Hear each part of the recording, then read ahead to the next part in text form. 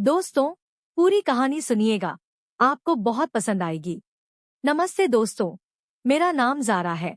ये कहानी मेरे दादा और मेरी मम्मी की है। मेरा परिवार छोटा सा था।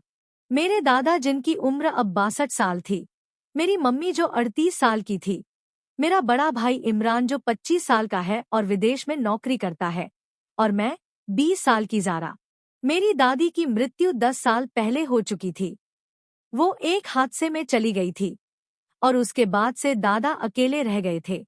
मेरे पापा भी हमें छोड़कर जा चुके थे।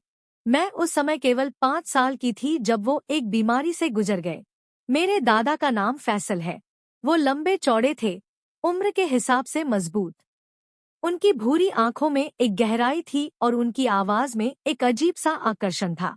लोग कहते थे कि वो जवानी में बहुत खूबसूरत रहे होंगे। मेरी मम्मी का नाम रुखसाना है। वो बहुत खूबसूरत थी। गोरा रंग, लंबे काले बाल और एक मुस्कान जो किसी का भी दिल जीत ले। वो उदास रहती थी, शायद पापा की याद या शायद कुछ और। लेकिन सच तो मुझे बाद में पता चला जब मैं कॉलेज में थी, पहले साल की पढ़ाई कर रही थी। इमरान विदेश में था पिछले 2 साल से, लेकिन उसकी गैरमौजूदगी में घर में एक खालीपन और बढ़ गया था। और शायद यही खालीपन दादा और मम्मी को एक दूसरे के करीब ले आया। यह सब पिछले साल की बात है। अप्रैल का महीना था। गर्मी शुरू हो चुकी थी। मैं कॉलेज से थक कर घर लौटी थी। उस दिन मेरी एक क्लास जल्दी खत्म हो गई थी और मैंने सोचा कि घर जाकर थोड़ा आराम करूंगी। घर का दरवाजा खुला था जो थोड़ा अजीब था क्योंकि मम्मी हमेशा उसे बंद रखती थी। मैंने अपने जूते उतारे और चुपके से अंदर चली गई। घर में सन्नाटा था। मैंने सोचा शायद मम्मी बाजार गई होंगी और दादा अपने कमरे में होंगे। मैं अपने कमरे की तरफ बढ़ी लेकिन तभी मुझे रसोई से कुछ आवाजें सुनाई दी। हल्की हल्की हंसी, कुछ फुसफुसाहट। मैंने सोचा शायद कोई पड़ोसी आया होगा। मम्मी को हंसते हुए मैंने बहुत दिनों बाद सुना था, तो मेरे मन में एक उत्सुकता सी जागी। मैं चुपके से रसोई की तरफ बढ़ी। दरवाजा थोड़ा सा खुला था और मैंने अंदर झांक कर देखा। जो मैंने देखा वो मेरे लिए किसी झटके से कम नहीं था। मम्मी रसोई में खड़ी थी। वो चाय बना रही थी और उनके हाथ में एक कप था। उनके ठीक पीछे दादा खड़े थे। उनकी बाहें मम्मी की कमर पर थी और वो धीरे धीरे उनके कानों में कुछ कह रहे थे। मम्मी हंस रही थी। उनकी आंखों में एक चमक थी जो मैंने पहले कभी नहीं देखी थी। दादा का चेहरा मम्मी के कंधे के पास था और वो धीरे से उनकी गर्दन के पास अपनी नाक ले गए। मम्मी ने हल्के से अपनी आंखें बंद की जैसे वो उस पल को महसूस कर रही हों। ये सब इतना अजीब था कि मैं समझ ही नहीं पाई कि क्या हो रहा है। मेरा दिल जोर जोर से धड़क रहा था। मैं चुपके से पीछे हट गई और अपने कमरे में चली गई। मैंने दरवाजा बंद किया और बिस्तर पर बैठ गई। मेरे दिमाग में सवालों का तूफान उठ रहा था। क्या मैंने जो देखा वो सच था? मैंने सोचा कि शायद मैं गलत समझ रही हूँ। शायद वो बस हंसी मजाक कर रहे थे। लेकिन मेरे दिल को यकीन नहीं हो रहा था। मैंने अपने आप को शांत करने की कोशिश की। मैंने सोचा कि शायद यह एक बार की बात हो। लेकिन फिर भी मेरे मन में एक शक का बीज पड़ गया था। उस दिन के बाद मैंने दादा और मम्मी पर नजर रखनी शुरू कर दी। अगले कुछ दिनों में मैंने गौर किया कि दिन में सब कुछ सामान्य था। मम्मी सुबह उठती, नाश्ता बनाती, दादा को चाय देती। दादा अपने अखबार में खोए रहते और मम्मी घर के काम में लगी रहती। लेकिन कुछ तो बदला हुआ था। दादा की आंखों में एक चमक थी जो पहले नहीं दिखती थी। वो मम्मी से बात करते वक्त थोड़ा ज्यादा मुस्कुराते थे। मम्मी भी पहले से ज्यादा खुश लग रही थी। वो गुनगुनाती रहती, अपने बालों को बार बार संवारती और कभी-कभी दादा की तरफ देखकर हल्के से मुस्कुरा देती। ये सब छोटी छोटी चीजें थी, लेकिन मेरे शक को और गहरा कर रही थी। एक शाम मैं अपने कमरे में बैठी किताब पढ़ रही थी। मम्मी ने कहा था कि वो पड़ोस में किसी से मिलने जा रही है और दादा अपने कमरे में थे। मैंने सोचा कि थोड़ा टीवी देख लूं। मैं हॉल में गई, लेकिन तभी मुझे मम्मी की चप्पलों की आवाज सुनाई दी। मैंने सोचा कि शायद वो जल्दी लौट आई। मैंने टीवी की आवाज कम की और चुपके से देखने की कोशिश की। मम्मी हॉल में नहीं थी। मैंने गौर किया कि दादा के कमरे का दरवाजा हल्का सा खुला था। मैं चुपके से वहां तक गई। अंदर से मम्मी की धीमी आवाज आई, फैसल जी, कोई देख लेगा तो क्या सोचेगा? दादा ने हंसते हुए कहा, रुखसाना, ज़ारा ऊपर है और बाहर कोई नहीं है, चिंता मत करो। मैंने दरवाजे की दरार से झांका। मम्मी दादा के पास बैठी थी। दादा का हाथ मम्मी के कंधे पर था और वो धीरे धीरे उनके बालों को सहला रहे थे। मम्मी का चेहरा थोड़ा लाल था और वो दा की तरफ देखकर मुस्कुरा रही थी। फिर दादा ने अपना चेहरा मम्मी के करीब किया और मम्मी ने अपनी आंखें बंद कर ली। उनके बीच का वो पल कुछ ऐसा था जो मेरे लिए समझना मुश्किल था। मैं चुपके से पीछे हट गई और अपने कमरे में आ गई।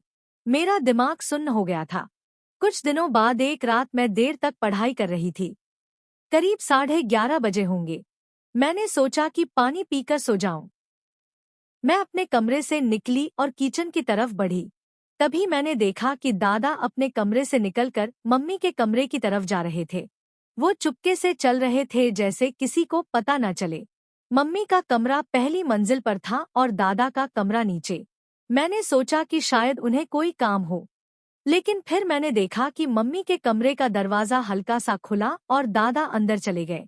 दरवाजा बंद हो गया। मैं वही सीढ़ियों पर खड़ी रह गई। मेरा दिल फिर से तेजी से धड़कने लगा। मैंने हिम्मत की और चुपके से मम्मी के कमरे के पास गई। दरवाजे के नीचे से हल्की रोशनी आ रही थी। मैंने कानों को दरवाजे से सटा दिया। अंदर से हल्की हल्की बातें सुनाई दे रही थी। मम्मी की आवाज, फैसल जी, अगर ज़ारा को पता चल गया तो? और दादा की धीमी हंसी, रुखसाना, वो सो रही है, उसे कुछ नहीं पता। फिर कुछ देर के लिए सन्नाटा छा गया और फिर कुछ ऐसी आवाजें आईं जो मेरे लिए समझना मुश्किल नहीं था। बिस्तर की हल्की चरमराहट, कोई चीज गिरने की आवाज और फिर मम्मी की धीमी सांसें।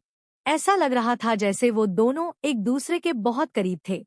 मैं वहां से भागकर अपने कमरे में आ गई।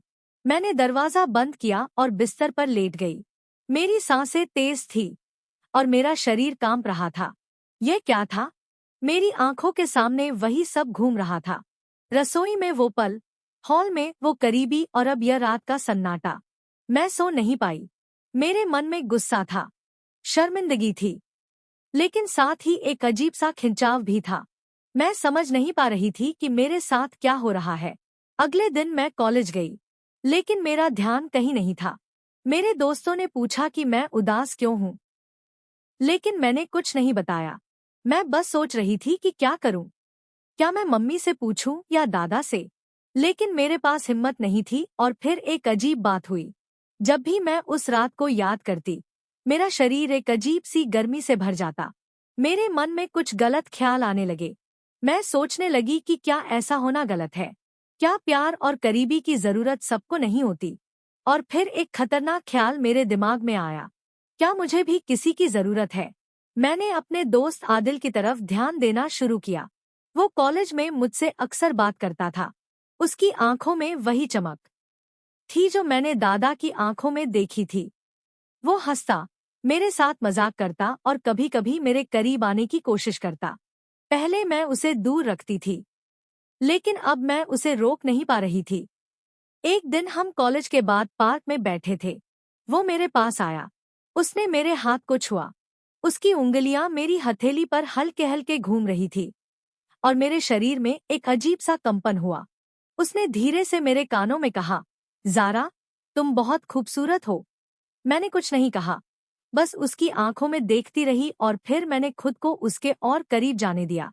उस दिन के बाद आदिल और मेरे बीच कुछ बदल गया। वो मुझे मैसेज करता, रात तक बातें करता। हम कॉलेज के बाद अक्सर मिलने लगे। एक बार उसने मुझे अपने घर बुलाया। उसका परिवार बाहर गया हुआ था। मैं गई। हम उसके कमरे में बैठे थे। उसने मेरे करीब आकर मेरे कंधे पर हाथ रखा। उसकी सांसें मेरे चेहरे के पास थी।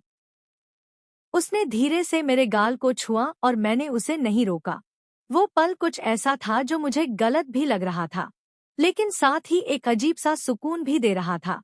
धीरे धीरे मैं आदिल के साथ ज्यादा वक्त बिताने लगी। हम कॉलेज के बाद कहीं न कहीं घूमने जाते। वो मुझे अपने दोस्तों से मिलवाता और मैं उसकी दुनिया में खोने लगी। लेकिन मेरे मन में हमेशा दादा और मम्मी की बात घूमती रहती। मैं सोचती कि अगर वो ऐसा कर सकते हैं तो मेरे लिए भी यह गलत नहीं है। मैंने खुद को समझाने की कोशिश की कि यह सब सामान्य है, लेकिन कहीं न कहीं मेरे अंदर का एक हिस्सा चीख रहा था कि मैं गलत रास्ते पर जा रही हूँ। एक रात मैं घर लौटी। मम्मी और दादा हॉल में बैठे थे। मम्मी दादा के लिए चाय बना रही थी और दादा उनकी तरफ देखकर मुस्कुरा रहे थे। मैंने गौर किया कि मम्मी की साड़ी का पल्लू थोड़ा नीचे सर गया था और दादा की नजरें वहीं टिकी थी। मम्मी ने हल्के से अपने बालों को ठीक किया और दादा ने अपना हाथ मम्मी की तरफ बढ़ाया। मैं चुपके से अपने कमरे में चली गई, लेकिन वो दृश्य मेरे दिमाग से नहीं गया। और फिर उसी रात आदिल का मैसेज आया। उसने लिखा, ज़ारा तुम आज बहुत अच्छी लग रही थी, काश तुम मेरे पास होती। मैंने जवाब दिया, काश मैं भी तुम्हारे पास होती। और उस रात मैंने खुद को पूरी तरह बदलते हुए महसूस किया। कई महीने बीत गए। मैं आदिल के साथ अपनी दुनिया में खोई थी और दादा मम्मी अपनी दुनिया में। लेकिन एक दिन सब बदल गया। एक शाम मैं कॉलेज से लौटी तो देखा कि घर का माहौल कुछ अलग था। दरवाजे पर एक जोड़ी जूते पड़े थे जो मुझे पहचाने हुए लगे। मैं अंदर गई तो हॉल में इमरान बैठा था। उसका चेहरा सख्त था। मम्मी और दादा भी वहां थे, लेकिन उनकी नजरें नीची थी। मैंने कहा, भैया तुम कब आए? इमरान ने मेरी तरफ देखा और धीरे से कहा, आज सुबह। ज़ारा तू ऊपर जा, मुझे मम्मी और दादा से कुछ बात करनी है। मुझे अजीब लगा, लेकिन मैं अपने कमरे में चली गई। ऊपर से मुझे उनकी आवाजें सुनाई दे रही थी। इमरान की आवाज ऊंची हो रही थी और मम्मी की आवाज कांप रही थी। मैं चुपके से सीढ़ियों पर आ गई और सुनने की कोशिश करने लगी। इमरान चिल्ला रहा था, ये क्या चल रहा है यहाँ? मैंने सोचा था कि मैं अपने परिवार के लिए मेहनत कर रहा हूँ, और यहाँ यह सब। उसकी आवाज में गुस्सा था, लेकिन साथ ही एक दर्द भी। मैंने नीचे झांका। इमरान अपने फोन पर कुछ दिखा रहा था। मम्मी और दादा सोफे पर बैठे थे। उनके चेहरे सफेद पड़ गए थे। इमरान ने फोन मम्मी की तरफ बढ़ाया और कहा, यह देखो, मैंने घर में कैमरे लगवाए थे सुरक्षा के लिए। लेकिन यह क्या है? रात को कमरे में, दिन में हॉल में। आप दोनों को शर्मिंदगी भी नहीं होती? मम्मी ने फोन की तरफ देखा और अपने हाथों से मुंह छुपा लिया। उनकी आंखों से आंसू बहने लगे। दादा का सिर झुका हुआ था और उनकी उंगलियां कांप रही थी। इमरान ने मेज पर जोर से मुक्का मारा और चिल्लाया, आप लोग मेरा परिवार हैं, और आपने यह सब किया मेरे पीठ पीछे। मम्मी रोते हुए बोली, इमरान बेटा हमें माफ कर दे, हम बहक गए थे। अकेलापन वो हमें यहाँ ले आया। उनकी आवाज टूट रही थी। दादा ने धीरे से कहा, इमरान मैंने गलती की। मुझे नहीं पता था कि यह सब इतना आगे बढ़ जाएगा। हमें माफ कर दे। उनकी आवाज में शर्मिंदगी थी। लेकिन इमरान का गुस्सा कम नहीं हुआ। उसने कहा, माफी? आप लोग माफी मांग रहे हैं? क्या आपको पता है कि इस घर में क्या टूट गया है? ज़ारा तक इसकी चपेट में आ गई है। मैं सुन रही थी और मेरे पैर कांपने लगे। इमरान ने मुझे आवाज दी, ज़ारा नीचे आ। मैं डरते डरते नीचे गई। इमरान ने मेरी तरफ देखा और कहा, ज़ारा तू भी बता, ये सब कब से चल रहा है और तू कहाँ तक बहक गई? मैं रो पड़ी। मैंने सब बता दिया। रसोई में वो पल, रात का सन्नाटा और आदिल के साथ मेरी गलतियां।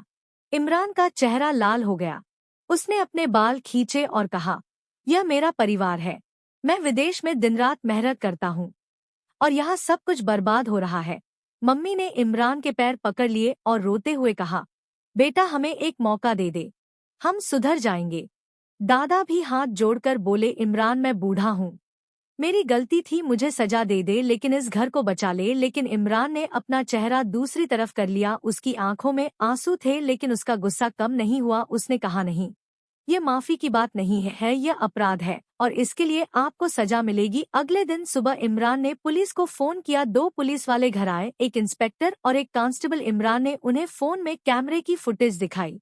इंस्पेक्टर ने फुटेज देखी और कहा, ये गंभीर मामला है, हमें इन दोनों को थाने ले जाना होगा। मम्मी और दादा चुपके से बैठे थे। मम्मी की आंखों से आंसू बह रहे थे और दादा का चेहरा पत्थर की तरह सख्त हो गया था। पुलिस ने दोनों को हथकड़ी लगाई। मम्मी ने मेरी तरफ देखा और धीरे से कहा, ज़ारा, हमें माफ कर देना। लेकिन मैं कुछ नहीं बोल पाई। मोहल्ले में हंगामा मच गया। पड़ोसी बाहर निकल आए और लोग कानाफूसी करने लगे। पुलिस की गाड़ी में मम्मी और दादा को बिठाया गया। इमरान मेरे पास आया और कहा, ज़ारा, यह सही है, उन्हें अपनी गलती की सजा मिलनी चाहिए। मैं बस चुपके से रो रही थी। कुछ दिन बाद कोर्ट में केस चला। जज ने फुटेज देखी और दोनों को दोषी पाया। दादा को 2 साल की सजा सुनाई गई और मम्मी को 1 साल की।